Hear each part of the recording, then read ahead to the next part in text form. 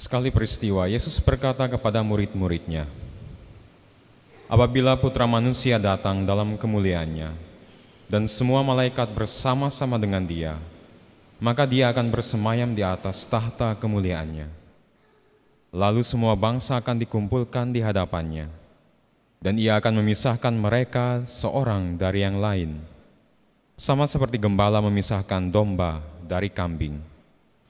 Ia akan menempatkan domba-domba di sebelah kanannya dan kambing-kambing di sebelah kirinya." Raja itu pun berkata kepada mereka yang di sebelah kanannya, "Mari, hai kamu yang diberkati oleh Bapa-Ku, terimalah kerajaan yang telah disediakan bagimu sejak dunia dijadikan. Sebab ketika aku lapar, kamu memberi aku makan.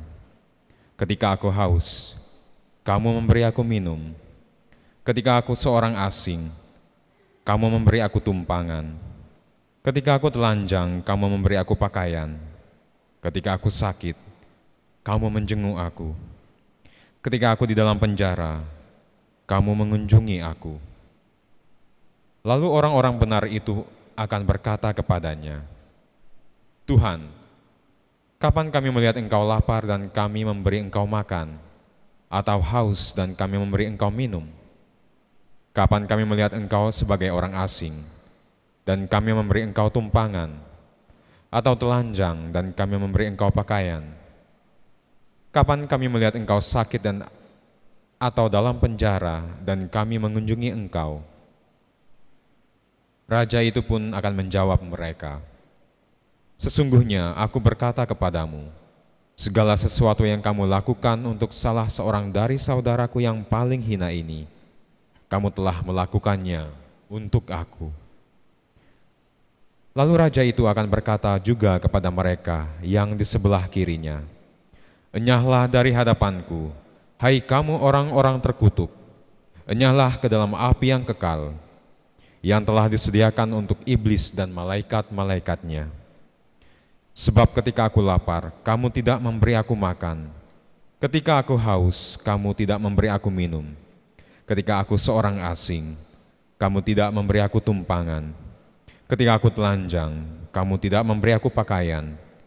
Ketika aku sakit dan dalam penjara, kamu tidak menjenguk aku." Lalu mereka pun akan berkata kepadanya, "Tuhan, kapan kami melihat Engkau lapar, atau haus, atau sebagai orang asing, atau telanjang, atau sakit, atau dalam penjara, dan kami tidak melayani Engkau?" Ia akan menjawab mereka, "Sesungguhnya aku berkata kepadamu, segala sesuatu yang tidak kamu lakukan untuk salah seorang yang paling hina ini, kamu tidak melakukannya juga untuk aku." Orang-orang ini akan masuk ke tempat siksaan yang kekal, tetapi orang benar masuk ke dalam hidup yang kekal. Demikianlah sabda Tuhan. Terpujilah Kristus.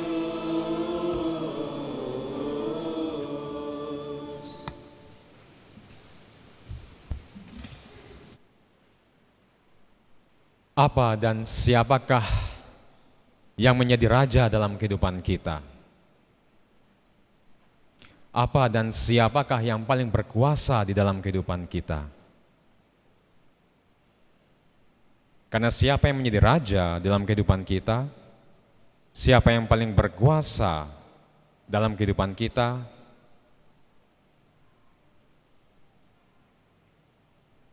ini yang akan menjadi langkah ke depan perjalanan kita. Ini juga yang akan menjadi akhir perjalanan kita. Mungkin bapak-bapak di sini menjawab pertanyaan ini seperti ini, "Romo, yang paling berkuasa dalam kehidupan saya adalah istri saya. Segala sesuatu diatur, Romo. Pakaian saya, makanan saya, minuman saya. Yang paling berkuasa istri saya, Romo." Benarkah bapak-bapak?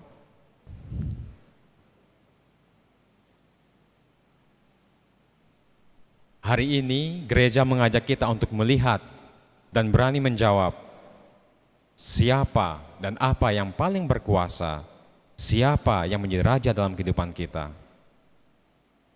Yesuslah yang harus menjadi raja dalam kehidupan kita.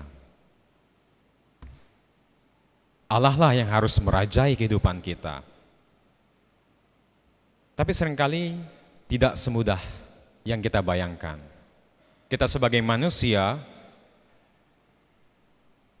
seringkali ditantang dan digodai untuk bisa melihat dan menjawab pertanyaan ini.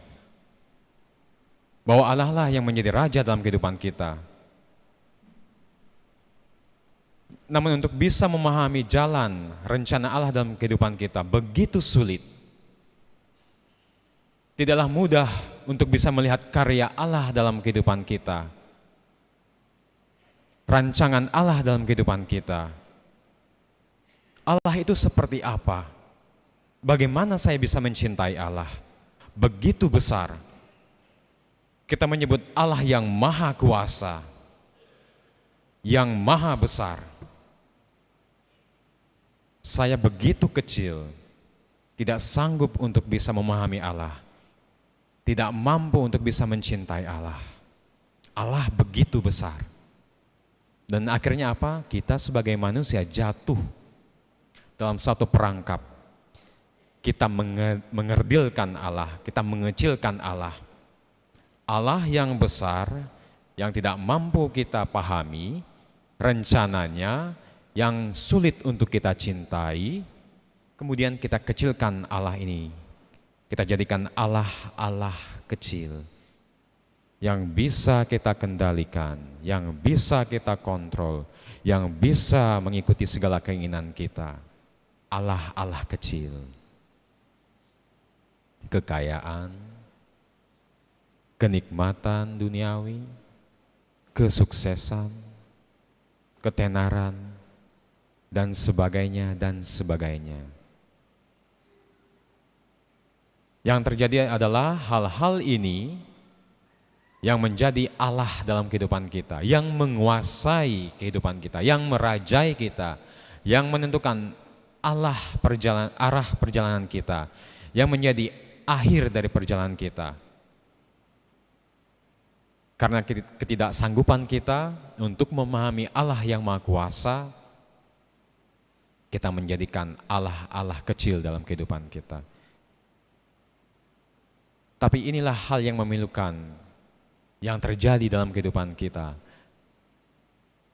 Ketika kita memilih untuk menyembah Allah kecil ini, ketenaran, kekuasaan, pengaruh di masyarakat, kenikmatan duniawi,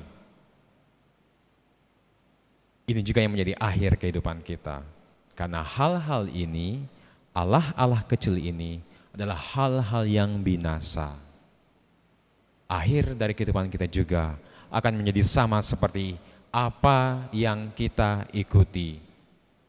Binasa juga. Kita ditantang untuk berani memilih Allah yang sejati, Tuhan kita Yesus Kristus. Sekarang siapakah Yesus Kristus yang adalah Raja semesta alam? Mari kita lihat siapa yang mau kita sembah, siapa yang mau kita ikuti jalannya, siapa yang bisa menjadi arah tujuan perjalanan kita, siapa yang bisa menentukan akhir dari perjalanan kehidupan kita. Yesus Kristus, Raja semesta alam. Siapakah Yesus Kristus itu? Pertama, Yesus Kristus, Raja semesta alam. Ia adalah Allah yang ketika Ia menjanjikan sesuatu, Ia akan membuktikan janjinya, memenuhi janjinya sampai janjinya tersebut terjadi dan digenapi. Ketika Allah menciptakan kita, manusia, dan segala ciptaannya, Allah tidak hanya sekedar menciptakan kemudian kita dilepas begitu saja. Kita berkelana di muka bumi ini. Kita bersusah payah untuk bisa bertahan hidup. Allah kita bukan Allah yang seperti itu. Setelah Allah menciptakan kita, Allah ikut ambil bagian dalam perjalanan hidup kita. Meskipun pada saat kita memilih untuk meninggalkan Allah, meskipun ketika Adam dan Hawa menolak Allah, konsekuensi dari dosa menolak Allah, kita tahu Adam dan Hawa diusir dari Taman Eden. Namun meskipun Adam dan Hawa berdosa, menolak Allah, Allah tidak pernah meninggalkan mereka. Tepat pada saat Adam dan Hawa memutuskan untuk menolak Allah, pada saat itu juga Allah sudah menjanjikan keselamatan kepada umat manusia. Allah sudah menyusun strategi bagaimana Adam dan Hawa, umat manusia bisa kembali kepadanya, masuk kembali ke Taman Eden, berbahagia bersamanya. Dalam perjanjian lama kita dengar bagaimana Allah hadir di tengah-tengah bangsa Israel, menyelamatkan mereka dari perbudakan Mesir, mengirim para nabi, hadir dalam rupa awan, hadir di tengah-tengah mereka dalam tabut perjanjian. Dan kasih Allah yang luar biasa, kita lihat begitu radikal. Allah yang menciptakan kita manusia, Ia menjadi sama seperti kita. Dalam diri Tuhan Yesus Kristus, Ia menjadi manusia, seorang bayi yang lemah. Supaya kita tidak takut lagi untuk mendekati Allah meskipun kita berdosa. Supaya dalam rupa seorang bayi yang lemah, Allah mau mengingatkan kita bahwa kita tidak perlu takut lagi. Bahwa justru Allah yang perlu dilindungi. Tidak perlu takut lagi. Ketika Allah berjanji, Ia akan memenuhi janjinya sampai janji tersebut digenapi. Itulah Allah kita, Tuhan kita Yesus Kristus, Raja semesta alam. Yang kedua, Raja di muka bumi ini, para penguasa di muka bumi ini, memilih tempat yang paling tinggi, tahta kekuasaan yang terbuat dari emas.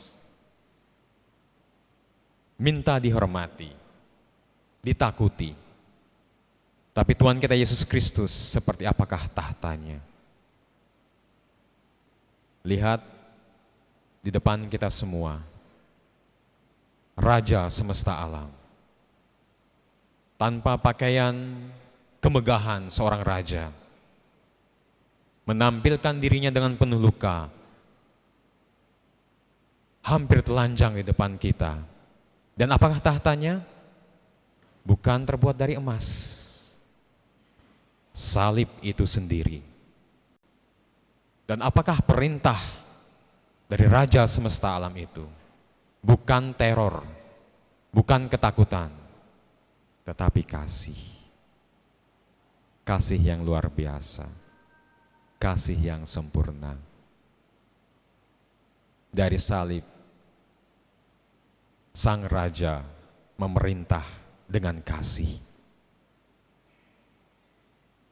Kita, para pengikut Kristus, telah memilih Yesus sebagai Raja kita, telah memilih salib sebagai jalan kehidupan kita. Dan tentu saja dalam kehidupan kita, kita mengalami masa-masa sulit. Karena Tuhan Yesus sendiri mengatakan kepada kita, ingat, kalau kamu mau mengikuti aku, pikulah salibmu. Jadi sebagai pengikut Kristus, jaminannya bukan kemewahan, bukan kejayaan duniawi, tetapi salib. Salib apakah yang sedang kita pikul saat ini? Kesulitan apakah yang sedang kita pikul saat ini? Penderitaan, problema seperti apakah yang sedang kita hadapi saat ini? Di keluarga kita, dalam pekerjaan kita, dalam relasi kita, hubungan kita, dalam pelayanan kita. Jangan takut. Di atas kayu salib, Kristus Raja semesta alam bertahta, memerintah dengan kasih dan memenangkan kita. Setiap salib yang kita pikul bukanlah tanpa makna. Setiap penderitaan yang kita pikul punya makna yang begitu dalam. Satu kali saya pernah berbincang-bincang dengan seorang yang sedang mempersiapkan dirinya untuk masuk dalam satu sakramen perkawinan. Dalam bincang-bincang kami, pria ini men-sharingkan pergumulannya sebelum akhirnya ia memutuskan untuk menikahi wanita pilihannya. Sebelum akhirnya ia memutuskan untuk menikahi pasangan hidupnya ini, ia mengalami suatu pergumulan yang luar biasa. 3 tahun sebelumnya, pria ini sudah sempat sebenarnya memutuskan untuk menikah dengan pasangan sebelumnya. 3 tahun pacaran, dan semakin serius membicarakan bagaimana mempersiapkan kehidupan mereka ke depannya, mempersiapkan pernikahan, masuk dalam satu sakramen perkawinan. Segala sesuatu begitu indah. 3 tahun pacaran. Namun pria ini akhirnya dikejutkan dengan satu berita, bahwa wanita yang dikasihinya ternyata mengidap kanker.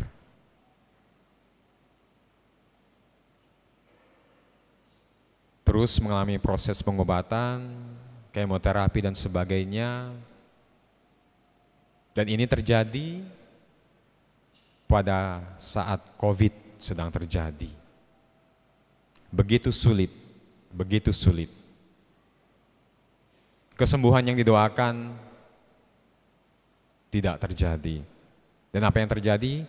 Wanita yang ia pilih, yang ia impi-impikan untuk menjadi pasangan hidupnya, sebagai istrinya, pendamping hidupnya, akhirnya kalah melawan kanker ini. Dan pria ini begitu terpukul atas kepergian wanita yang dicintainya. Selama 3 tahun ia bergumul dan bertanya, mengapa Tuhan Engkau tidak adil terhadap aku? Mengapa Engkau mengambil seorang yang aku cintai daripadaku? Kami sudah menyusun masa depan kami. Tetapi secara tiba-tiba Tuhan, Engkau mengambil dia yang aku cintai daripadaku. Engkau tidak adil Tuhan. Mengapa Engkau memberikan ujian yang besar kepadaku? Pria ini terus bertanya di dalam doanya. Dalam setiap tangisannya, Tuhan tidak adil, Tuhan tega. 3 tahun ia bergumul. Sampai pada suatu momen di mana ia bahkan sempat berpikir, aku tidak mau lagi masuk dalam satu hubungan, kenal seseorang. Tapi pelan-pelan juga pria ini berproses. Pelan-pelan bisa move on, pelan-pelan bisa sembuh. Meskipun ia mengalami penderitaan yang luar biasa, ditinggalkan oleh wanita yang dikasihnya, meskipun ia merasa bahwa Tuhan ini tidak adil, ia terus berdoa. Pelan-pelan ia menemukan bahwa Tuhan sedang mempersiapkan pria ini untuk sesuatu yang luar biasa. Tepat pada saat ia sudah mengatakan, saya tidak mau masuk lagi dalam satu relasi. Saya tidak mau lagi punya pasangan, memikirkan tentang hidup berkeluarga. Tepat pada saat itu, kesembuhan terjadi. Dan tanpa diduga, tanpa disangka-sangka, ia bertemu dengan seseorang, seorang wanita yang rajin menghadiri misa setiap hari bersama keluarganya. Pelan-pelan pria ini menyadari bahwa wanita ini adalah hadiah dari Tuhan. Pelan-pelan pria ini menyadari bahwa pergumulan yang ia alami, kesulitan yang ia alami, patah hati yang ia alami, pengalaman ditinggalkan yang ia alami adalah cara bagaimana Tuhan mempersiapkan sesuatu yang terbaik kepada dirinya. Meskipun ini sulit, sangat sulit dipahami. Tapi pelan-pelan ia menyadari bahwa Tuhan punya mukjizat. Tuhan mempersiapkan sesuatu yang besar kepada dirinya. Tuhan mau memberikan dan mempertemukan dia kepada seorang wanita ini yang akhirnya menjadi pasangan hidupnya. Kemudian saya mengatakan, wah, luar biasa pergumulan saudara. Benar, apabila Kristus yang terus menjadi Raja dalam kehidupan kita, meskipun di masa-masa sulit, meskipun terkadang kita melihat bahwa Allah tidak hadir dalam masa-masa sulit kita, dalam masa-masa penderitaan kita, namun apabila Kristus terus menjadi Raja dalam kehidupan kita, terutama dalam masa-masa sulit kita, Allah sedang mempersiapkan sesuatu yang besar bagi kita. Allah Kristus bertahta di salib, memerintah dengan kasih. Dan begitulah kasih. Kasih itu harus berkorban. Ketika kita memberikan diri kita dalam kasih, kita keluar dari zona kenyamanan kita. Kita harus terluka. Tetapi kasih yang sejati, cinta yang sejati itu adalah cinta yang memberi hidup. Dan terkadang kita harus melalui masa-masa sulit supaya kasih kita ini terus diuji, terus dimurnikan. Apakah benar saya ini mencintai seorang yang saya cintai? Apakah kasih saya ini tulus dan dalam? Mencintai seseorang berarti memilih orang yang kita cintai itu setiap hari. Kristus mencintai kita, Ia memilih kita setiap hari supaya kita bisa hidup. Dan yang ketiga, Kristus yang adalah Raja mengajak kita semua untuk masuk dalam kerajaan kasih, kerajaan surga. Dan bagaimana kita bisa masuk dalam kerajaan surga? Cintailah mereka yang paling hina. Cintailah mereka yang memerlukan uluran tangan kita. Siapa mereka? Mereka yang mungkin tidak punya suara, tidak punya kedudukan, tidak punya posisi. Mereka yang terlantar. Mereka adalah Yesus yang harus kita cintai. Sulit untuk mencintai mereka. Tetapi begitulah cinta, kita harus terluka. Karena kita tidak bisa masuk dalam kerajaan surga tanpa luka. Karena Raja di kerajaan surga adalah Ia yang mencintai dengan terluka. Dan apabila kita tidak terlukai ketika kita mencintai dan kita mau masuk dalam kerajaan surga, tidak mungkin. Karena Raja dalam kerajaan surga adalah Raja yang terlukai tapi tulus untuk mencintai. Mari kita mohon berkat dari Tuhan supaya kita mampu mencintai meskipun sulit, supaya kita bisa menjadikan Kristus sebagai Raja dalam kehidupan kita, supaya kita terus yakin dan percaya bahwa dalam Kristus segala sesuatu bisa dimenangkan. Dalam Kristus kasih Allah memenangkan kita.